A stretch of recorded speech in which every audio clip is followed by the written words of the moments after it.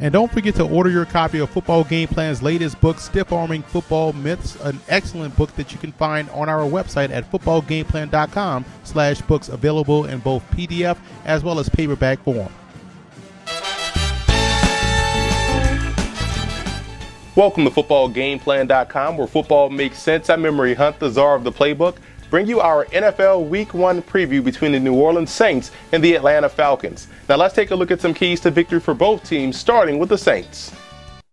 For the Saints, cornerback play has to be stellar. Outside of Keenan Lewis, you're going to look at Patrick Robinson as a starter. That's a weak link right there. Corey White had some ups and downs last year, and you have a rookie in Stanley Jean-Baptiste. So the cornerback play has to be stellar going against this outstanding receiving core of Atlanta. And the special teams coverage units has both kickoff coverage as well as punt coverage has to be on point, because the Falcons do have one of the best returners in NFL history in Devin Hester, and they can't overthink on offense trying to force feed their weapons to football. Try to let those guys make plays naturally, and I think that's how the Saints can have success this week versus Atlanta.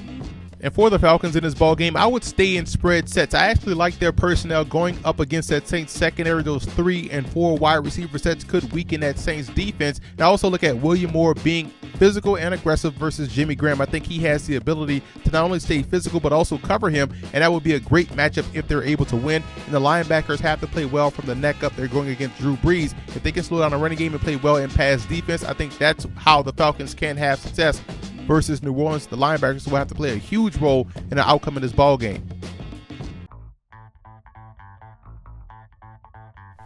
Winning in the red zone is going to be key for the New Orleans Saints this week versus the Atlanta Falcons. And the unique part about their personnel this year is they have an added weapon in Brandon Cooks, the rookie out of Oregon State. I'm going to show you how they can utilize him and Jimmy Graham in the red zone to their effectiveness. Now, you look at how we have it set up. I would utilize this play from the 10 yards going in, because it puts the outside linebackers in the bind because of the fact that you have Brandon Cooks coming in motion across the formation and trying to run him on the speedo. So let's put him in motion and reset him over here.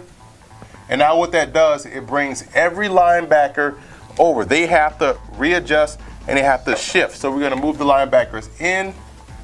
Boom. Boom. Now, where do you see the void in the defense? Right here. That opens things up on the backside for Drew Brees. In case this is open, he has a quick slant, and that's going to be his first initial read. So once we bring Brandon Cooks in motion, we're running him on the speed out. We're going to run the receiver up, try to take that cornerback out, and it puts, again, this linebacker in the bind because we're going to run Jimmy Graham on a turn route. Boom, stop. So it's a quick read for Drew Brees. He reads backside. If the safety is drifting in an overhang position, you don't go to the quick slant, the skinny post. What you're going to do is going to go front side, and if this backer jumps the speed out, the turn route is open. If he sits underneath this turn route, the speed out is open. If this cornerback jumps, now you have the advantage where the safety has to get over top that streak going down the field. So you see where, again, a guy like Brandon Cooks and his ability to get out of his breaks quickly could cause problems for a defense, because, again, they have to honor his speed. They have to honor the fact that he can get the football quickly in his hands and make one miss, thus opening up opportunities for other receivers for the Saints. So that's one way they can have success in the red zone this week versus the Atlanta Falcons.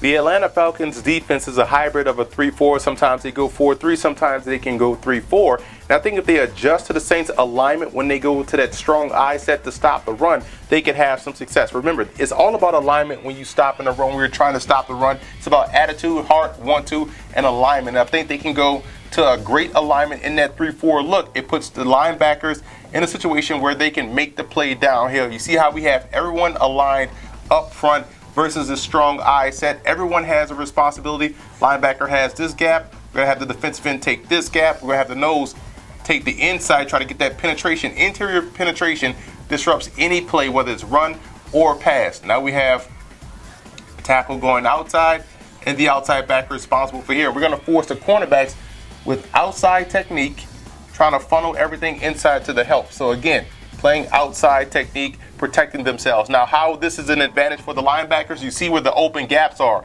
Here, here.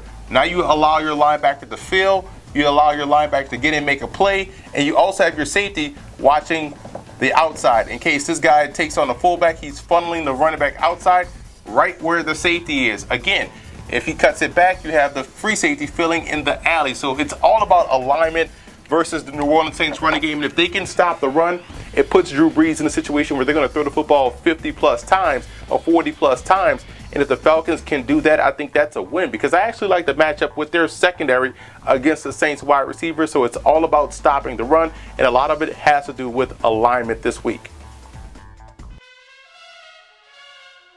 The X factor for the Saints is an obvious one for me. It's Mark Ingram, the running back in the backfield. If they're able to run the football with effectiveness and operate off play action and have that balance, the Saints are a very tough team to beat.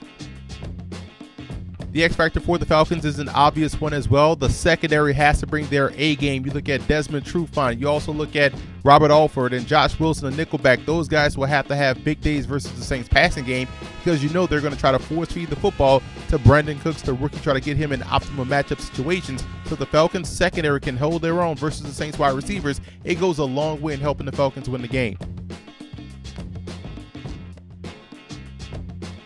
I like the Saints in this ball game. Let's remember, this was one of the top defenses last year, and I think the Falcons will have problems running the football against that front seven. I also think they will be able to get pressure versus a weakened Falcons offensive line. So I think the Saints defense will be the reason why they go to Atlanta and come away victorious. What's up, fantasy football fans? I'm Emery Hunt, the czar of the playbook. For all of your starts, sits, fantasy football notes, news, and tidbits, tune into our podcast, Football Game Plan Starting Lineup, every Wednesday at 8 p.m. Eastern Time on our Football Game Plan Radio Network, which is located at blogtalkradio.com/footballgameplan. And don't forget to check out Football Game Plan's NFL Wraparound live every Sunday at 9 a.m. Eastern Time at blogtalkradio.com/footballgameplan, where we give you all of our late-minute and last-minute notes, news, and tidbits and thoughts on each and every game on the NFL schedule. And also want to give a huge shout out to Saint fan forums and Falcon fan forums for always showing Football Game Plan support.